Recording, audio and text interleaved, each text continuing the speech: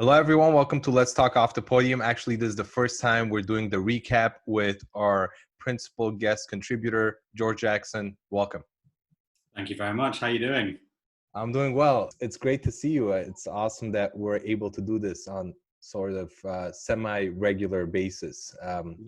We'll connect. We'll try to connect every month and talk about music and everything that's happening. So what are you doing and where are you? Last we spoke, I think you were in Paris. That's right. I'm now back home in London. I've actually been back here now for well over 2 weeks. So my last project finished, and I've had a bit of a holiday. I've been to Wales, kind of mid Wales, near the mountains, which has been great. And I'm going away with a couple of friends next week to another part of England, Somerset, which is kind of southwest. Wow. Also on the coast, and then my next project starts end of August. So I'm kind of, it's sort of study time really, but also enjoy a little bit of what's left of the British summertime, which is mostly rain, but it's bad. Somerset, there's a music festival in Somerset, isn't there? Or maybe I think Glastonbury is in Somerset, technically. Okay. Yeah, so it gets a lot of and it's where, you get cider and all sorts of things. So it's it's a nice place, a nice part of the world. That's amazing. So what's happening in Europe as far as, orchestras? What's the plan? What's your next project if it's not a secret? No, it's not a secret at all. No, my next, I have, so September is the September that was always planned. And so that hasn't deviated. The first thing is a tour with the Opéra de Rouen, which is Normandy in the northwest of France. So we're doing a tour of concert tour. So Beethoven Violin Concerto, as well as the Hafner Symphony and Ruins of Athens. Because of course it's, we forget it's still the Beethoven year. So we're celebrating that somewhere. So we're doing a little regional tour. One of the great things about a lot of the orchestras in France is that they're funded at a regional level. So a lot of the orchestras have a real kind of responsibility to do touring, to go out to, well, you call them run-out concerts, I think, in this, to go out into the smaller, the provincial parts of the region and actually, bring, even if you go to a very small kind of town hall and you just bring a small symphonic concert for 20 people in that kind of village, it's still kind of a very kind of civic duty that they have for the local region. So that's a really nice way to start. I can't imagine doing an orchestra tour with what's going on in the world, but that's the next thing. So we kind of hope. And then the next project is just after that in Switzerland, in Zurich, which is with a new music ensemble called Collegium Novum, who are based in Zurich. And we're doing a Steve Reich piece, City Life. And then we're pairing that with a new piece by the composer Isabel Mundry. So it's kind of a new music emphasis, which is great in terms of the distancing. I think it's easier to spread out, in the format of a new music ensemble rather than a packed together orchestra. And so that's going to be an interesting experience to see how that works. And this is, of course, now a month and a half away. So things change quite rapidly at the moment. Since you mentioned going out to different towns and smaller cities to perform, I know that UK has a big community orchestra scene and community band scene, and you probably know that the US has a big community orchestra and band scene, but some European countries don't really have that. Does France have sort of a big community orchestra scene? Not in the same way as we do in the UK. I think it's interesting, isn't it? Because it does tie in with our primary discussion of conducting education and training. Because of course the perfect way to start as a young conductor is to conduct a community orchestra. Not that it's just a stopgap, it's an important thing in itself, but actually I think, the whole idea of flying time for a young musician or a young conductor, actually just to be in front of musicians, we've all done it and we all continue to do it. So I think that's important. But it's true that a lot of the Central European countries, certainly France, I'm not sure why it is, but they do have a tradition of amateur music making. But there's something about, I think in the UK, like I suspect that it's because there's this enormous sort of middle class in the UK, the way that the kind of society is structured. And so there's a kind of a real enthusiasm for choral singing and for orchestral playing as something for fun away from the main job. I wonder whether in countries like France, sometimes a little bit Germany or Austria, if you're a good musician, you will go and try and become a professional musician. And so it's interesting that, for example, in the UK, we don't really have a tiering system of professional orchestras. You know, the kind of the worst professional orchestra, let's say, is still at the top international level. Whereas if you go to a lot of Central European countries, there's a clear hierarchy where the kind of capital city has the top orchestras, and then even professional orchestras at the lower level, you know, are. I mean, I've had experiences where actually, in some cases, I've worked with youth orchestras and community orchestras that are of a higher standard than sort of smaller regional professional orchestras. And so it's very interesting to see that actually it doesn't designate standard just because of the status of the people that play in the organization. You know? So what's the plan for specifically your projects? Is it going to be distance? Are you going to be at a distance, performing 6 feet, whatever it is in Europe? I'm not sure, but what's the plan for that? Well, at the moment, the problem is that things are changing on such a fast scale that at the moment, all I'm really focusing on is, can I get across the channel to work in France and then Switzerland, you know, safely, without quarantine or with quarantine, perhaps if I have to go early and hang out in a hotel room until we start the project. In a way, I think each organization seems to be very, very well aware of the restrictions within the country. I believe it's 2 meters in France. And so I assume that the orchestra, I know that we've slightly reduced the string numbers to, you know, reflect on the fact that we don't have that much space. I think the real question is more audience than anything else, because I think, you know, it's a question of how many can we get into the hall. But actually what's nice about most of these projects is that there's no kind of financial necessity to sell all the tickets. You know, a lot of the difficulties that we're facing in the UK, and I'm sure the US is the same, is that you need a 75% sold out hall to break even. So the countries that have a strong government funding mean that actually one of their concerns, doesn't have to be the priority that they break even. Of course, at some point, you know, things need to be balanced, but actually the commitment to getting the orchestra kind of doing its job in the community, which is the main reason that it exists, seems to be the first kind of call at the moment, you know, which is why you're seeing European orchestras a little bit more active than other countries. And that's another thing, and I think we've talked about, you've been on the podcast many times now, and now we have this series happening together. But something we talked about, I think, previously is what benefits and the negatives of having a government-funded institution. Some of your thoughts about why, you know, it's good to have a government-funded institution, a major orchestra, and also why it's probably not a good idea to really rely so much on having a government-funded institution. You know, maybe some of your thoughts on that.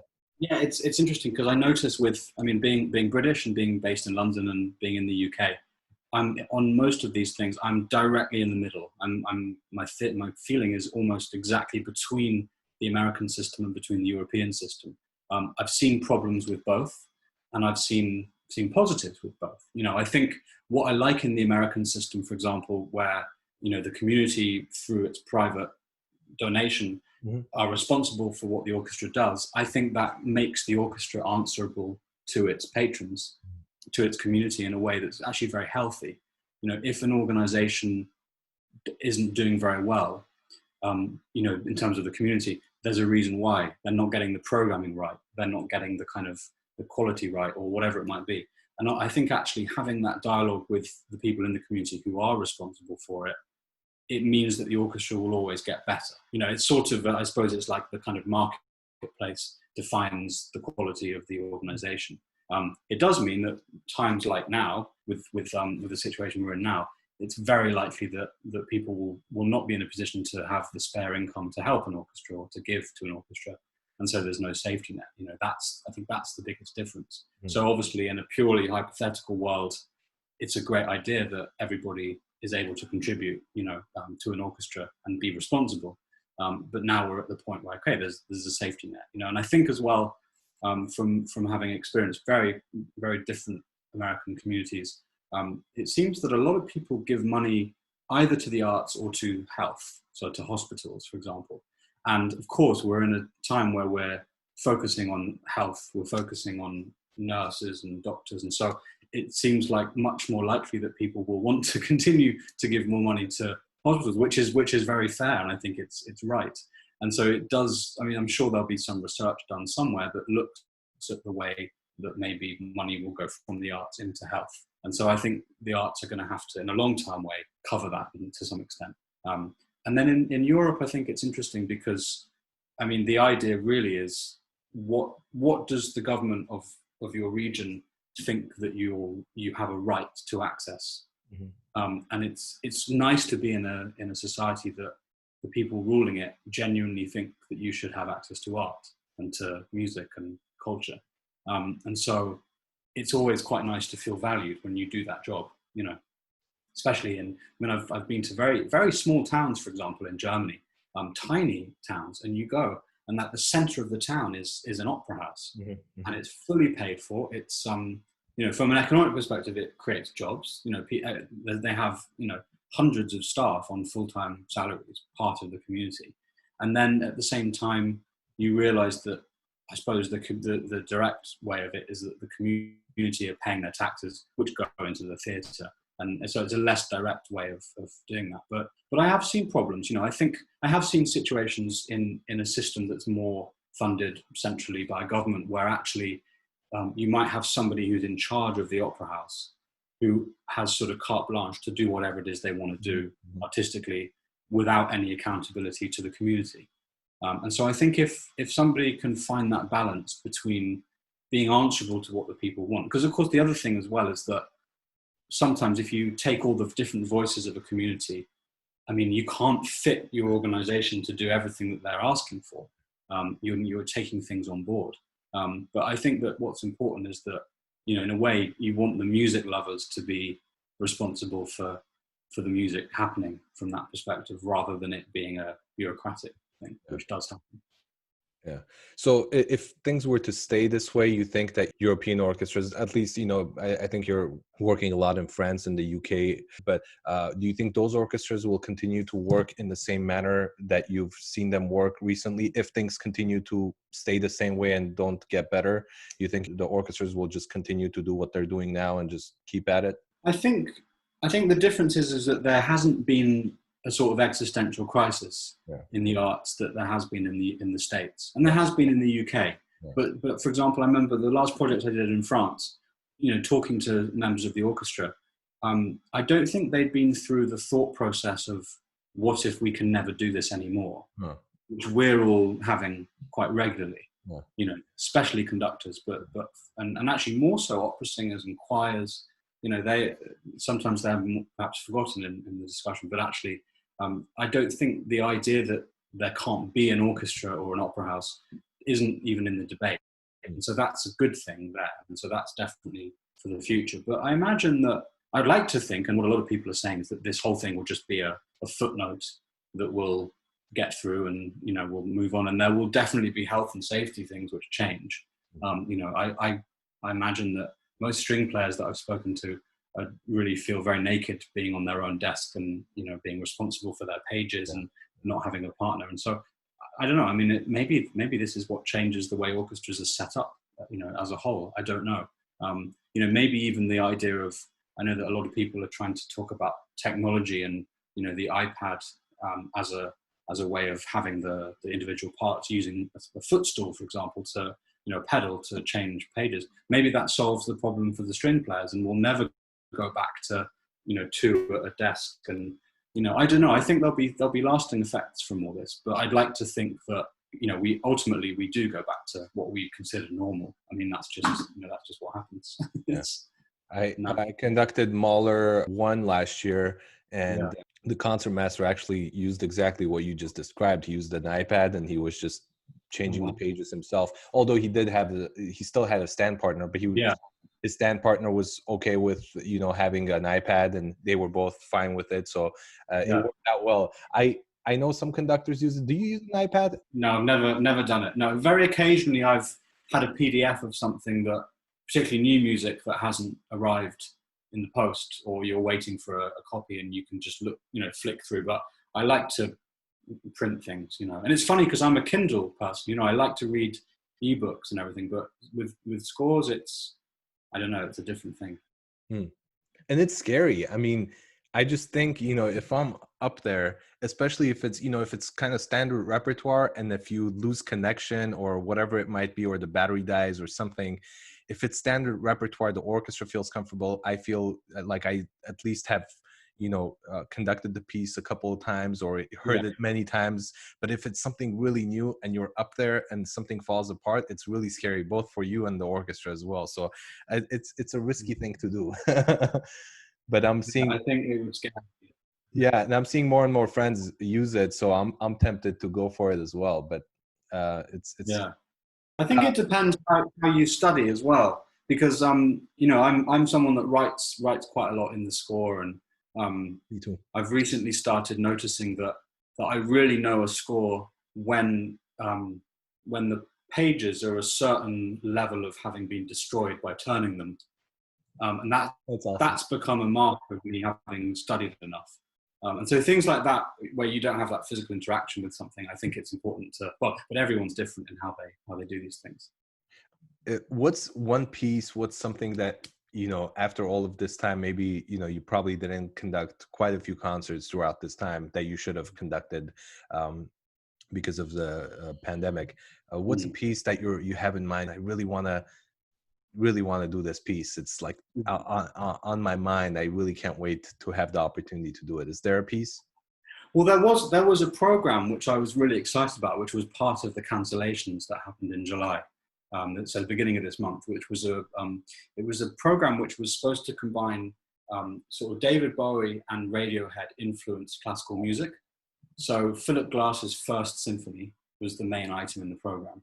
And it was weird because I remember starting to study it in May and June, obviously knowing that it was most likely going to be cancelled. And I found it, I really enjoyed studying it, but I kind of didn't want to fall in love with the piece in that process because it wouldn't necessarily happen. And it's one of those pieces where I can't imagine that it might come around again, as in the future. I mean, I hope it does, and it might be one of those concerts that gets postponed a year or 2 years down the line. But yeah, it was that combined with some Steve Reich as well, and it was a really, really nice it was nice to do an all sort of 20th, 21st century American program. Yeah. And yeah, so it was very sad putting those scores back on the shelf. What are some of the American composers that are regularly performed in the UK or France that you've seen? I mean, it's interesting because in terms of living composers, not a huge amount. I mean, it's and I'm a bit of probably a false person to ask because I learned most about living American composers when I worked and was busy in America, and so got to like Chris Theophanides, for example, who I love, who I listened to your great conversation last week. And I mean that's for me, he's one of the greatest living composers. And I remember Robert Spano describing Chris as the greatest living melodist, which is just so true. And I had a little nostalgic listen to Rainbow Body just after I listened to your podcast, because it was so nice because it brings it back. That's such a beautiful tone poem, or I don't know how you maybe describe it, but certainly what I'd like to do, I mean, this is the thing. I like the idea of bringing over some of the more household names of American composers who are living to European orchestras. I mean, I think Mason Bates is quite popular with European orchestras. Jennifer Higdon, you don't see so much, which is a shame, because her Concerto for Orchestra, I think, is a masterpiece, and it's a shame that doesn't appear in programs here. There's the composer Bryce Desna, who's performed quite a lot in France, who I believe lives in France. But then again, it's primarily, it seems to be quite regional now, living composers, which again has changed a lot when you think of the 20th century and composers traveling around and on both sides of the Atlantic. So, but I think that would be a nice change in the future, the idea that actually these composers become, because also, people don't know. I mean, Chris Theophanides, for example, people don't know him as a name necessarily. And all you want to do is go, look at this score, look at these pieces. Same with Stephen Stuckey, for example, who one of the greatest composers. You know, it's sad that you don't see their work on this side, but we're going to change that. Hopefully. So with that in mind, programming, what's going to look different in your opinion, programming wise? And I'm not talking about just reducing the orchestra and playing chamber orchestra pieces. In general, do you think after this people will have, having the time to kind of think about music and everything that's happening around the world? Do you think they'll have a new outlook, even if you have the 100-piece orchestra or whatever you want? Do you think there'll be some new pieces that, conductors and managers and people who are behind the scenes or in their houses thinking about the future of orchestras, they'll be like, you know what, we should program a little bit more of this. We should program. Do you think that will change, or you think it might just stay the same? I know these are big questions, but it's good for discussion. No, absolutely. Well, first of all, I mean, what was interesting about the lockdown period of time is that, we were all busy doing whatever we wanted to do, whether it was cooking or making falafel or whatever we chose to do in the lockdown. What I noticed that I thought was really interesting is that I didn't hear that much from composers in terms of, because sometimes I have this idea that every composer will come out of the COVID and kind of say, what lockdown, because it doesn't affect their lives so much because they are at home composing most of their lives normally. But actually, I'd like to think that this sort of huge global kind of event, let's call it, must have an effect on what they're writing and how they're responding to the world. And so in a way, I feel like I'd love to think that the great composers who are writing and living will have created some incredible work in this time, over the last 2 or 3 months, that kind of, because that's the thing, historically, there's always been composers' amazing responses to things that go on in the world. There's always even, for example, I was working on The Rite of Spring. This was the last project that I did. And it was interesting because you suddenly realize when you listen to that opening, although it wasn't a response, you can kind of tell that we're in sort of 1913 and there's about to be an enormous war, and you can hear it in the music. So I suppose I'm very, very interested to see how composers have responded to it, and have they transferred this sort of like angst and kind of fear into the music, or has it created a wave of optimism? Or I think that's going to be interesting. And so I'd love to think that in a few seasons' time we start to see these pieces that are coming out from composers who've experienced this. I also think that we have a big responsibility now to make sure that we can bring back our audience base into the concert hall. It's a little bit like getting people to go back to work. And so I think we're probably going to have to be quite pragmatic with programming and maybe be slightly more on the conservative side, just to make sure that people come back, But then again, the idea of spectacle, I think, is going to be important, because I think we need to, this is also a thing that exists without COVID-19, the idea that actually to come to the concert hall is such a spectacle, both visual but enormous experience, that you can't replicate it at home. And so maybe the Mahler 8s and the kind of big celebrations of these things they'll make a reappearance, hopefully. Wow, that's a good way. That's a good way to think about it. And a couple of points. One is that you said something about composers, and I agree. I'm sorry if I'm not thinking of someone, friends who are composers who have been doing stuff. And please comment and tell me what you've been doing, and you're welcome on the podcast as well to talk about what you've been doing. But you're right. I have missed, kind of thinking about composers in this time. Hopefully their pieces will be programmed in the future. And the other point that you made was the conservative. You said kind of orchestras will have to have a bit of a conservative approach to start. I was thinking the opposite. Maybe they should go completely crazy, something completely unusual you don't expect an orchestra to do to get an attention. I don't know. Anything is possible. The big joke was when they started talking about audiences are going to have to only have a 30 or 40% capacity, and everyone said, okay, so new music concerts can just carry on as normal. We'll come back to music a little bit later, but I want to know, you're back in your hometown, where you live. What are you doing? What's the plan for? What have you been doing since you've been back, and what's the plan today, tomorrow? What are you up to? Well, I've been doing a bit of running because I'm very conscious of the effects of, well, I've been doing a lot of cooking, and the effects of cooking is eating, and therefore I need to run as well. So I've been running. I recently moved house, so I've only been in where I currently live in southwest London for about 6 months. So I spent 2 of those months in Vienna doing an opera, and then one of those months in Paris. So I'm sort of in the honeymoon period of my new place. So I'm enjoying kind of being here and getting to know the area a little bit more. Obviously, restaurants are very slowly opening up here and pubs and things. So we're getting back into kind of normal life. But no, I think one of the things which is always the thing for conductors is, we don't have a normal routine. And so it's that kind of grasping at normality to try and kind of get used to how we live between engagements, between concerts and things like that. So, a lot of that. And I'm a sort of a magazine subscriber.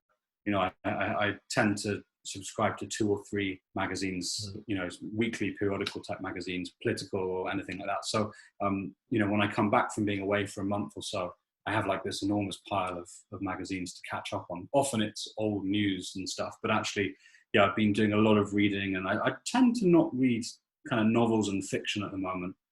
It's mostly been, following the news, following the media, reading articles, that kind of thing. I started reading The New Yorker about 2 months ago, and they have an amazing section at the beginning, which is kind of what's going on in different genres of music, things they recommend, just reviews. And so I've been trying to get into, I was listening to some hip hop yesterday, for example, which was really interesting. Just all other because also it is our responsibility. I mean, obviously we're all interested in it, but it's not just music or just classical music that we all do. I mean, we have to be so aware of what people are doing across the whole board. And actually, to come back to what you were saying before, that's probably the thing that will change maybe in the future. The realization that all musicians kind of have to stick together, and actually and perhaps collaborate more, come up with the argument that we need to continue doing what we're doing. And so I think it's important to do that. So I've been trying to, I don't want to say educate myself, because it's fun and it's relaxing and it's part of the downtime. But yeah, it's been nice getting to know all sorts of different bands and, that kind of thing. And I tend to read a lot of book reviews with the intention to then read the book, and never do. So a lot of reading reviews and things like that. Yeah. Since you mentioned about all of that, and I know for those who go back and listen to the very first episode that we did together, I think it was about 3 years ago, they'll learn about this. But tell me a little bit about your parents, if you don't mind, because they're also artists, right? So a little bit. Right. Well, they're both actors, and I grew up, they were both actors growing up, and so I suppose I always had this feeling of being in a sort of family, a kind of a mad family that do theatrical thing. I mean, we weren't musical necessarily growing up, but it was certainly the idea that you can kind of do your own thing that's different from the kind of normal society was always available. But yeah, so I mean, and now my mum actually retrained as an occupational therapist in the NHS, so she works in a hospital. And my dad continues to work. Does mostly TV, like British TV and some radio, but it's interesting to get to know how that world functions, because, as you know, we kind of work on quite a long range cycle of a few years. You sort of have an idea of what you're doing next year and 18 months down the line. I mean, with actors, they get a call on Friday and they're on set on Monday. I mean, it's so amazing how quick, and they really do have a blank diary for the rest of their lives, which changes on a phone call, Wow. And so it's very, very interesting. I mean, psychologically, I don't know how actors do it, because the level of insecurity and the level of almost chance and luck sometimes, which have to come together in order for a job to happen and the next kind of bit of work to come. It's very different from being a musician. We have the world of teaching available to us. We have a community orchestra culture. We have then within even there's opera, there's symphonic music, there's ballet. I mean, there's so many things available to us in a way that I think actors, they're just kind of helpless. They are waiting for the phone to ring. Yeah. And so certainly knowing that mentality has definitely helped, because you realize in music, it doesn't matter if you've got a year of nothing. If you have a concert in a year, you're still a conductor until that concert. So it's very different, but it's very interesting to see the differences. It is kind of scary to live in that mindset though, and to do it for such a long time. That's the crazy thing, because you're able to do it for a decade or even two, but to live a life constantly, being in that moment, it must be tough. But also I'm thinking, you get so used to it, you're like, things are going to happen. You just have that relaxed mentality about knowing that something will happen. It'll be great to get your dad on the podcast and just ask him a couple of questions about how to stay relaxed, because you talk about music. Even with music, sometimes doing you want something to happen and it's not happening, or things aren't going in the right direction. You kind of lose hope or whatever. Different people react differently. Some people are very relaxed and others are just panicking, or just thinking about having a new career path, and all these thoughts come to mind. But I always appreciate and really love talking to people who have that relaxed mentality about how to move forward from that situation. Well, it's interesting. I think what's important is you have to think in a very logical way, because I'm to say that I'm not. I wouldn't. I mean, I'm relaxed, but I'm also. There's always a point in the year where I'm kind of like, okay, so normally the next year might have already been booked or would be quite busy already, and there's actually not a lot there, and you think, wow, this is okay. Now is this finally the season where nothing happens and there's no conducting and that's the end? But then also by logic, you kind of look backwards and you think, well, it always worked out all those previous times. So by kind of logic and deduction, it's going to do the same thing going forward, and it usually does. And so in a way, you have to have a bit of kind of blind faith. And again, it is luck. I mean, there is an element of not luck in the sense of random occurrence, but actually someone cancels a concert and you were going to go there anyway, and they can bring it forward, or just circumstances shift. And then of course you have to be very well prepared and on all the things that are usual. But then I also realize we all think it's unique to our job, but actually almost every profession has the same experience of, how do you get your foot in the door? If you're a journalist, or if you're, you read about all sorts of things where journalists, a story breaks and they're the ones that get the story, and that makes their journalistic career. I mean, that's the same thing in conducting and in a lot of our industry. So I think there's a lot more in common with other industries than we imagine. We all think we're kind of on our own doing this. Yeah. Going back to this whole pandemic and everything happening with orchestras, there are a few orchestras you probably heard on the news in the US that have canceled their season. The full, a couple of orchestras, I think, canceled the full season. Mm-hmm. Few orchestras canceled, the first half of the season. Anything like that in the UK or anywhere in Europe? And, we talked about, European orchestras operate differently, so they probably won't cancel, but maybe UK or anything you've heard from anywhere else in the world. The big problem in the UK is actually to do with venues rather than orchestras, because one of the models which you see in, for example, in the States is that, and actually in a lot of European orchestras, is the venue and the orchestra are almost linked. They're kind of the same thing. So a lot of the orchestras are very, very closely related to the regulations that the venue are going through. The problem in the UK is that a lot of our venues are completely independent of the orchestras that are home there, as well as the fact that we have a big touring culture. So you have a lot of, for example, musicals that will tour the country for 18 months or something like that, quite a big culture like that. And so the problem is that every venue is sort of responsible for its own current situation. So some of the venues have said nothing's happening until January 2021. So that takes out anything that happened in that venue. But another venue might be looking to reopen slightly earlier. So I think that there's a little bit more flexibility, because I think orchestras, I imagine, are looking for any opportunity to be able to play, maybe not in the venue they normally play at, but somewhere else. And so I know, colleagues of mine who are involved in sort of orchestral touring or like even just kind of West End touring. That's the trouble. They're all ready to go. They have their staff. They have what they're doing. They just don't know where on the kind of touring schedule can they still go to. London Palladium had an event, I think last week with Andrew Lloyd Webber, where they were talking about this new way that the venue is going to run. So I imagine that opens up that venue possibly slightly earlier than the rest of the country.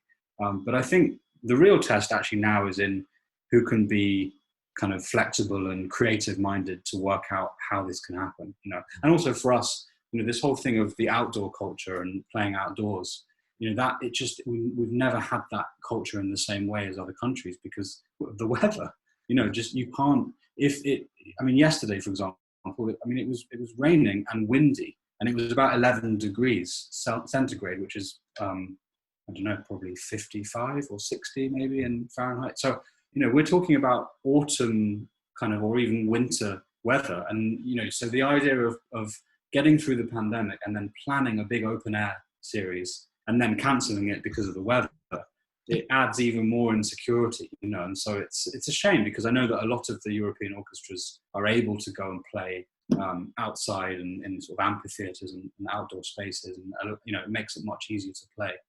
So we have a couple of battles on each front, but certainly the relationship with the venues, I think, is a difficult one. Another thing I've been thinking, and I've been following orchestras all over the world to see what they're doing, what they have planned, and also just how they communicate with their audiences through social media. But one thing that I keep thinking about is all the people that don't use social media that still love to attend concerts. How do they get the communication? What have you seen? A couple of questions, actually. One, what have you seen that the orchestras are doing well through social media? And also, if you've seen anything that is beyond social media, and I don't know how it would be, but I know so many people from orchestras I've worked with and currently work with that don't use social media, but are still active, supporters of the orchestras. Have you seen anything? What are your thoughts? I think it's interesting, isn't it? Because I suppose the demographic that we're talking about, let's say kind of over 60s demographic of supporters. But my experience tells me that actually they're very, very good at email. I mean, that's a massive generalization. But I think it's accepted, in the same way as 30 years ago everybody had a phone at home, and everyone has an address. And so I think you could say that everybody has an email address where they can receive information. So a lot of the companies that I've worked for have a kind of a newsletter that's going out with information. One of the opera companies in the UK does a very nice amuse-bouche email every week, just to give an update, and they have some kind of links to videos and things which have gone out on social media, but for people who aren't on social media, they're able to be pushed out in the newsletter. I think that's really important, and I think the problem is that everybody's now looking for clarity, but there is no clarity because it's an ongoing situation. The science and the research is changing. There's the debate about masks, there's the debate about social distancing. Is it safe to do such and such? Nobody really knows, and so it's very difficult to keep people updated in that way. But I think the weekly newsletter is something that a few organisations are doing quite successfully, and I imagine that's a very, very good way of keeping in touch with what's going on. And obviously we're all kind of excited about the date when things can get back to normal. Whether that's the first normal concert or a socially distanced concert. I mean, we're the orchestra that I kind of co-run in London, the London Firebird Orchestra.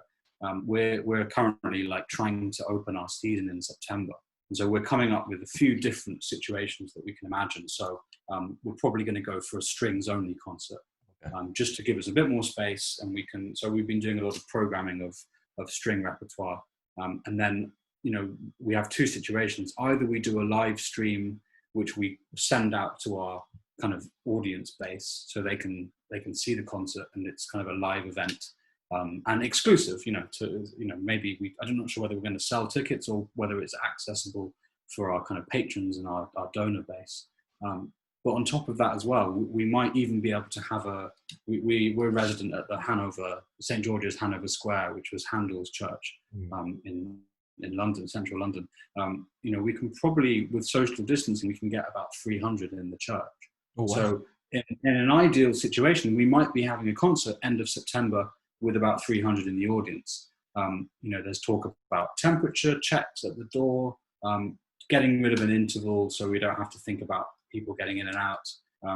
we're trying, and we're really hoping for the day. Probably will come quite short notice before the concert, where we can actually say, here we go, here we're going to do it, and hopefully it will work. And it's sort of like creeping out the shadows a little bit. But that's the idea. But we're doing a newsletter as well, that same kind of format to keep people updated with what's going on.